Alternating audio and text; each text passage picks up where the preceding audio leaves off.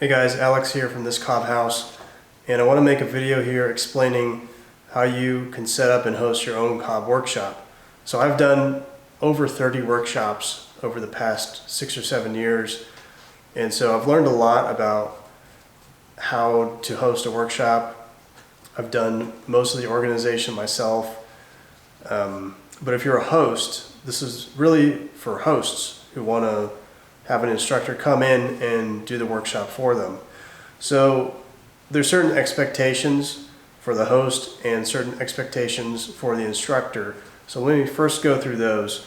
So for the host, they need to be able to provide the workshop site, obviously, and the project, the raw materials, and machinery rentals. They need to have usually on-site bathroom facilities, showers, camping locations. That's kind of the traditional way it's done. Most people camp on site. Otherwise, they rent a hotel, Airbnb, off-site, something like that. Sometimes the host is expected to provide food. That's just kind of on a case-by-case basis. I don't do that anymore. I leave food up to the students to take care of themselves. Expectations for the host. Again, sometimes they should be expected to pay travel expenses for the instructor. So that's the expectations for a host. Now let's talk about expectations for the instructor. The instructor should provide workshop instruction and supervision throughout the workshop. They should provide project planning and consulting, potentially. That's usually worked out with the hosts or the landowners. The instructor provides the students for the workshop most of the time, because most of the time the instructor is the one with the network, with the followers or the fans who sort of follow the instructor. And so when the instructor announces a workshop, they're ready to get on board and sign up. And this includes marketing and sales. So the instructor gets the students there through marketing and sales and leads the workshop and provides project consultation. So if you want to host a Cobb workshop or any kind of building workshop where you're doing a building project, constructing a house or some kind of large-scale building, there's some realities you need to know. Number one reality that a lot of people just don't get is your building is not going to be completed in one workshop. It's going to take more like 5 to 10 workshops in most cases, and it all depends on the scope of your project. So if you want to have someone build a complete building for you, be prepared to have several workshops at your location over the course of probably several years. Now the other option is you just need to hire somebody to actually build the building for you if you want it done in a regular, timely manner. That's the reality of it. Don't use workshops as a quick way to get a building. It just doesn't happen that way. Now let's talk about money. So you as a host should not be going into the idea of having a workshop to make money unless you're also doubling as the instructor for that course. So the main thing is, I would say about money, is all money received from students goes to the instructor. Don't try to shortchange the instructor by taking a chunk of that cash, because this is the instructor's bread and butter for the most part. They bring the instruction, the supervision, and the labor, and most of the time they do the marketing too. So you're getting so much value by bringing in a capable instructor that it's just not right to try to split money with them unless you come up with some special deal. But that's usually not the case. So normally all monies go to the instructor unless it's special circumstances. So just for an example of kind of the value an instructor can bring to you, if we break this down into monetary terms here. So think about the students that are coming to your workshop as laborers. I know that's kind of We don't want to think of them as just laborers, they're students, but pretend you had to hire 10 people to work on your building for 5 days. Okay, so $15 times 6 hours, so they're working 6 hours a day. That's $90 in daily labor costs for one person. Now, if you got 10 students or workers, that's $90 times 10, which is $900 a day in total. So $900 times 5 days comes out to $4,500 in total labor cost for that 5 days. So this is what you would be spending if you hired people.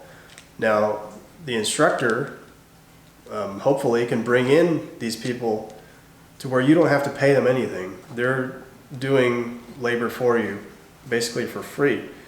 So net taxes, a teacher might only bring in $4,000 for that workshop. He or she would make $4,000, for example.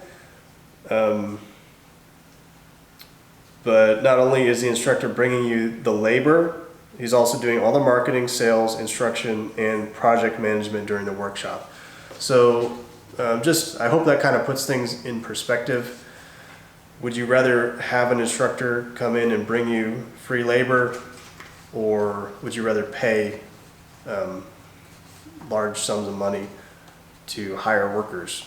So again, just to bring back the example, don't try to shortchange your instructor by taking a cut out of the student fees.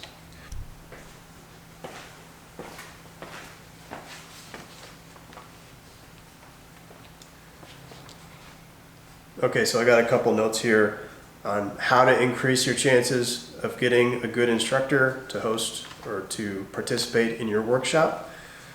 So basically, just know what the hell you're doing, first of all. No instructor wants to work with somebody who doesn't know what they're doing, doesn't have a plan set out. This is really a business deal between you and the builder instructor. So they want to work with capable people. And don't have unrealistic expectations either, kind of like what I mentioned before. Also, be ready to put down money into your project. And better yet, have your project already underway, at least to some degree. This shows that you're invested in your project. Also, be ready to pay for equipment rentals if equipment is necessary. For example, with my workshops, 90% of the time, I require at least some machinery for mixing materials. Be ready to have on-site bathrooms, shower facilities set up, things like that. Okay? Now, how not to increase your chances of finding a reliable instructor. Number one, not have any building plans created. Two, only have a rough idea in your head of what you want.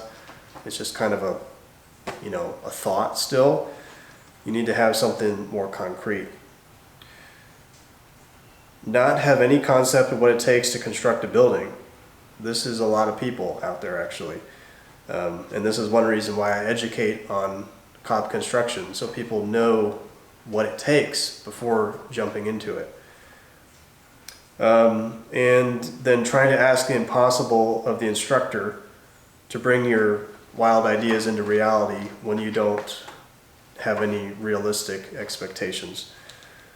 Okay, number 4, being off-grid on the side of a hill with no electricity, no running water.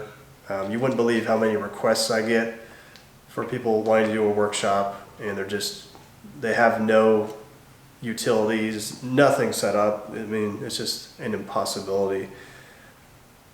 And also being unwilling to spend money and invest in your project. Okay, some people just want to build as frugal and as cheaply as possible.